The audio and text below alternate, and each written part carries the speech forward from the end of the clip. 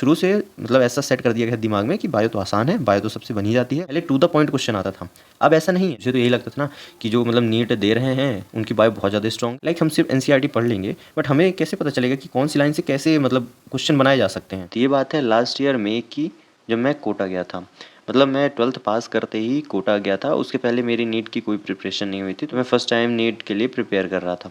अब उधर मैं गया था तो मेरे लिए सब कुछ ही नया था, और मैं अचीवर बैच में एलएन के एडमिशन लिया था। तो उधर ना मोस्टली ड्रॉपर्स थे, मोस्टली क्या पूरी क्लास में सिर्फ 3 ही थे जो फर्स्ट टाइम मतलब प्रिपरेशन कर रहे थे, बाकी सब ड्रॉपर थे। तो उधर शुरू में क्या होता है ना कि मतलब बैचेस डिवाइड होते हैं, सबको अलॉट होते हैं, टीचर्स डिवाइड होते हैं, मतलब अप्रॉक्स 10 दिन लग जाते सब कुछ सेट होते होते। तो ऐसे ही मैं गया तो उधर काफ़ी सारे लोग मिले। अब लड़कों में क्या होता है ना, थोड़ा ज़्यादा ही जल्दी इंटरेक्शन हो जाता है। तो ऐसे ही मतलब 2 या 3 दिन में हमारा एक फ्रेंड सर्कल बन गया। मतलब वो जो हम फर्स्ट या सेकंड बेंच में बैठने वाले थे, तो उधर ही फर्स्ट सेकंड बेंच वालों के साथ हमारा अच्छा इंटरेक्शन हुआ आपस में हम सबका। तो उधर क्या हुआ, अब जैसे बाकी सब मतलब थे ड्रॉपर्स, मैं था फर्स्ट टाइमर, तो मेरे अंदर मतलब बहुत ज़्यादा शुरू से क्यूरियोसिटी थी कि इनकी साइड की स्टोरी, इनकी प्रिपरेशन, एवरी चीज़ मैं जानूँ। मतलब मेरा क्या रहता है, मैं एवरी टाइम सवाल करते रहता था कि मतलब क्या कैसे था तुम्हारा, मेरे को समझाओ थोड़ा एकदम, कैसे तुम्हारी प्रिपरेशन हुई, कहाँ तुमने गलती करी, क्या करी। तो ऐसे ही मेरा एक दोस्त था, तो वो शुरू से ही मेरा दोस्त बन गया क्योंकि मैं उससे ही ज़्यादा सवाल करता था, वो मुझे सारे जवाब भी देता था। तो उससे मैंने मतलब बात हो रही थी हम सबकी ग्रुप में, उससे मैंने पूछा कि तेरे मतलब कितने नंबर आए, तो ही भी लाइक कि मेरे 576 के लगभग, ऐसे ही कुछ उसने बताया था जितना मुझे याद है, इतने उसके मार्क्स आए थे। तो वहाँ वाली बात यहीं ख़त्म हो गई थी, क्योंकि उसके बाद टीचर आ गया तो हम सब क्लास में चले गए। अब यहाँ से मतलब एवरी पीरियड के बीच में हमें 10 मिनट का ब्रेक मिलता था, और वो 10 से 20 भी एक्सटेंड होता था क्योंकि टीचर लेट आते थे। बीच में जो भी ब्रेक मिलता था तो फिर यही वाली बात आई, क्योंकि वो बात ख़त्म नहीं हुई थी, मार्क्स कितने आए, क्या कैसी प्रिपरेशन थी। तो अब ये तो बहुत ज़्यादा बड़ी बात हो गई जिसको उसने मतलब यहाँ से शुरू किया कि हाँ उसके इतने मार्क्स आए थे, ऐसी ऐसी प्रिपरेशन थी, वो शुरू से ही लग गया था मतलब पढ़ने में, क्योंकि हाँ वो भी फर्स्ट टाइम प्रिपरेशन कर रहा था, तो उसके अंदर अच्छा खासा एंथुजियाज़म था शुरू से ही, तो वो अच्छा खासा पढ़ाई कर रहा था शुरू से। तो उसने मेरे से बताया कि मतलब इतना ऐसे ऐसे उसकी प्रिपरेशन चल रही थी, अच्छा बाकायदा नोट्स बना रहा था, सब कर रहा था, क्लासेस ले रहा था। तो यहाँ ये सुनते सुनते ना मेरे दिमाग में आया कि अच्छा मतलब इसकी फिजिक्स से केमिस्ट्री वीक रह गई, तभी इसके 600 क्रॉस नहीं हो पाए। तो मैंने पूछ ही लिया कि, मैं बोला फिज़िक्स वीक थी, तो बोला नहीं फिज़िक्स तो मैंने शुरू से ध्यान दी थी। तो मैंने बोला तो केमिस्ट्री वीक रही होगी, तो बोला नहीं केमिस्ट्री में भी शुरू से ध्यान दिया था, वीक मेरी बायो थी और लास्ट में बायो ही ले गई। मतलब उसने फिर मेरे को बताया कि शुरू से मतलब ऐसा सेट कर दिया गया दिमाग में कि बायो तो आसान है, बायो तो सबसे बन ही जाती है। तो वो फिज़िक्स केमिस्ट्री में अच्छा खासा ध्यान देता था। टेस्ट में उसके नंबर कम आते थे क्योंकि हाँ बायो शुरू से उसकी वीक थी। मतलब वो एक्स्ट्रा एफर्ट नहीं डालता था, जितना क्लास में पढ़ा दिया जा रहा है, जो भी टीचर पढ़ा के जा रहा है, नोट्स लिखा रहा है, उतना दैट्स इट। टेस्ट के पहले पढ़ लेता था इतना, बाकी उसके मार्क्स फिजिक्स केमिस्ट्री में आते थे ना, तो वो खुश था शुरू से, क्योंकि इसके हिसाब से ना बायो तो लास्ट में भी कर लेंगे। बात ही यही थी, मैं भी यही सोचता था बायो लास्ट में कर लेंगे, बट मेरा क्या था ना, फिज़िक्स मेरे लिए बहुत ज़्यादा मतलब बोरिंग सब्जेक्ट था। मतलब मुझे फिज़िक्स में उतना ज़्यादा इंटरेस्ट नहीं था, तो मैं बायो करता था क्योंकि मुझे पता था मार्क्स लाने टेस्ट में, तो बायो पहले कर लेता हूँ। बट उसका ऐसा नहीं था, उसका यही था कि लास्ट लास्ट में बायो को खींच लेंगे। इधर हुआ क्या ना कि उसने बताया कि लास्ट लास्ट में बायो बहुत ज़्यादा मतलब हो गई थी, बहुत ज़्यादा हो गई थी चीज़ें याद करने को, क्योंकि ना जब नोट्स पढ़ रहा था वो तो नोट्स को उसे याद था, बट एनसीईआरटी उसे उतना अच्छे से नहीं याद हो पा रही थी। लास्ट लास्ट मोमेंट के लास्ट के उसने 1 महीने में जब बचे थे तब उसने अच्छे से बायो की एनसीईआरटी करना चालू किया। उसके पहले उसने बताया ना कि उसने 1 या 2 बार ही एनसीईआरटी करी थी, उसमें भी जब वो चैप्टर चल रहा था, बस ये देखने के लिए कि क्या मतलब सब कुछ उसे एनसीईआरटी का आता है, तो हाँ उसे आता है। बट एक चीज़ ध्यान देने वाली है, बायो में अब एकदम फैक्चुअल चीज़ें नहीं आती हैं। बायो में कोई भी जनरल स्टेटमेंट ले लिया जाएगा, मल्टीपल स्टेटमेंट उसे ऐड कर दी जाएगी वो लाइन, और अब ऐसे क्वेश्चन आने लगे ना, सीधा ये पूछ लेते इनमें से कितने सही हैं कितने गलत हैं, कौन कौन से एग्जाम्पल इसके हैं, कौन कौन से एग्जाम्पल उसके हैं। पहले क्वेश्चन क्या आता था ना, पहले टू द पॉइंट क्वेश्चन आता था, अब ऐसा नहीं है। और एक और चीज़, फैक्ट जो होते हैं और या फैक्चुअल बोल्ड स्टेटमेंट जो होते हैं एनसीईआरटी के, उसे याद करना बहुत आसान होता है। मतलब वो हमारे दिमाग में फिट हो जाते हैं, हाँ कि ऐसा बहुत दिन नहीं पढ़ेंगे ना तब भी हमें बताओगे ऐसा ऐसा कुछ है। बट ये जो जनरल लाइन्स होती हैं ना, ये नहीं याद होती हैं, इधर कन्फ्यूज़ हो जाना है, तो अब वही आ रही हैं। 2022 में तो उसने देखा था कि हाँ, कुछ स्टेटमेंट आना शुरू हुई थी 2022 में, बट 2023 में अच्छी खासी स्टेटमेंट आई थी और वहीं इसने गलती कर दी। वो स्टेटमेंट ऑल्दो इसका पूरा चैप्टर कंप्लीट था, सब कुछ इसे आता था, बट इसकी एनसीईआरटी में ग्रिप नहीं थी और लास्ट तक इसने एनसीईआरटी तो पढ़ा, बट उसके लिए ना टेस्ट दिया बायो का अलग से, ना इसने बायो के लिए एक्स्ट्रा एफर्ट डाले और इसके बायो में बहुत ज़्यादा मतलब इसके अराउंड 280 के अराउंड आए थे मार्क्स। मतलब आप समझ सकते हैं 2023 में जितनी इजी बायो आई थी उसमें भी इसके 280 आए थे। अब यहाँ से उसने मेरे को बताया ना कि इस साल वो शुरू से बायो कर रहा है, वो बढ़िया नोट्स वगैरह तो वो बनाता है, जो बनाता है पिछले ईयर के यूज़ कर रहा है, लेक्चर ले रहा है अच्छा खासा क्लास से ही और ऑनलाइन भी वो लेक्चर ले रहा है और इस बार एनसीईआरटी अच्छी खासी पढ़ रहा है।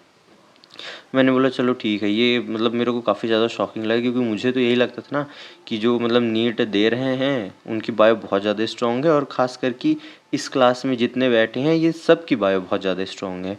ऐसे थोड़ा और बात करते हुए पता चला 2-3 लोगों के मार्क्स, उन सब का यही हाल था, उन सब के बायो के मार्क्स 280 से 320 रेंज कर रहे थे और जैसा मैं बता दूं 340 के नीचे कोई भी, इवन 340 भी कोई एक अच्छा स्कोर नहीं है बायो में अगर हम नीट की बात करें तो, क्योंकि टेस्ट में तो थोड़ा मुश्किल क्वेश्चन आ जाते हैं बट नीट में लिटरली मुश्किल क्वेश्चन नहीं आते हैं, टोटल एनसीईआरटी बेस्ड और इजी क्वेश्चन आते हैं। 340 के ऊपर स्कोर करना बिल्कुल पॉसिबल है और करना ही पड़ेगा, तभी एक अच्छा टोटल हमारा बन पाएगा। तो ऐसे ही जब नीट 2024 को 2 या ढाई महीने बचे थे तो एक मेरे को मेरा जूनियर मिला जो अभी 11th में था, मेरे हॉस्टल में था, तो उसने क्या बताया ना सेम टैक्टिक्स, उसने बोला कि उसके मार्क्स आ रहे हैं और वो सिर्फ नोट से पढ़ रहा है। मैंने बोला ठीक है नोट से पढ़ रहा है बट एनसीईआरटी में भी ध्यान दो, तो बोला अरे नहीं अभी नहीं, वो जब नीट होगा तब लास्ट में एनसीईआरटी में ध्यान देगा। तो उसने बोला कि अभी तो मार्क्स आ रहे हैं तो बात का बाद में देखेंगे। मैंने उधर तब कुछ नहीं बोला, मैं बोला शायद उसे रियलाइज़ हो। सेम हमारे साथ भी है, अभी हम देख लेना अपनी हालत तो हमारी बायो कितनी ही स्ट्रॉन्ग है। आप सब जितने अभी भी टेस्ट दे रहे हैं आप सबके कितने मार्क्स आ रहे हैं, आप देख रहे हैं आप एनसीईआरटी के क्वेश्चंस गलत कर रहे हैं। अभी किसी का कोई प्लान नहीं है कि बायो क्वेश्चन प्रैक्टिस कहाँ से करनी है। लाइक हम सिर्फ एनसीईआरटी पढ़ लेंगे बट हमें कैसे पता चलेगा कि कौन सी लाइन से कैसे मतलब क्वेश्चन बनाए जा सकते हैं। जो एक्सपर्ट्स हैं जो बनाएंगे क्वेश्चन उन्हें तो पता है ना, उन्हें तो दिमाग लगाना है बैठ के कि कैसे कैसे क्वेश्चन बनेंगे, बट वही सेम चीज़ के लिए हम प्रिपेयर हैं कि नहीं है, बिल्कुल भी नहीं है।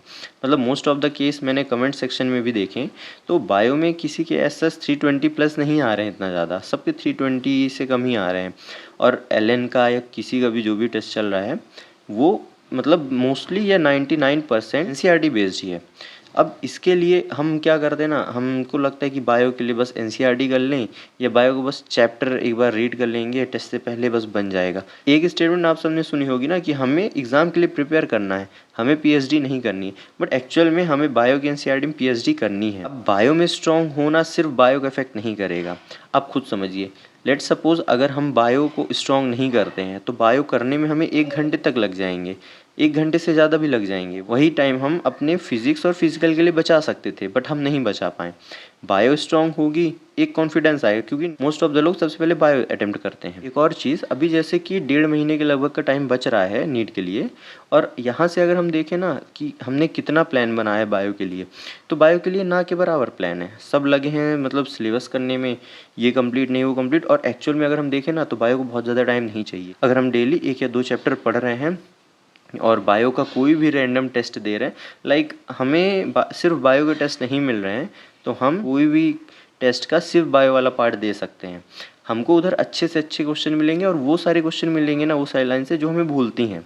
आप खुद सोचिए ना, बायो में इस 40 नंबर एक्स्ट्रा लाना कितना आसान है बजाय फिजिक्स में 10 नंबर बढ़ाने की। लाइक किसी के ना 560 या 550 आ रहे हैं ना, तो उससे समझ आ रहा होगा ना कि यहाँ से 570 तक या 560 तक कैसे पहुँचना है, बहुत ज़्यादा मुश्किल है। मतलब जितनों ने नीट मतलब निकाला है मेरे दोस्तों ने, उन्होंने सबने बताया है कि उनकी एक रीज़न था पेपर अच्छा जाने का, उनका बायो बहुत अच्छी गई थी, 100% उनकी बायो बहुत अच्छी गई थी और मेरे सारे दोस्तों में से किसी के 350 से नीचे नहीं आए हैं, सबके 355 या 360 ही आए हैं। इसी के साथ काफ़ी लोगों को ना कमेंट में मैंने देखा कि बायो के रिवीजन को लेकर दिक्कत होती है या किसी भी बायो जैसे ऑर्गेनिक या इनऑर्गेनिक के रिवीजन के लिए।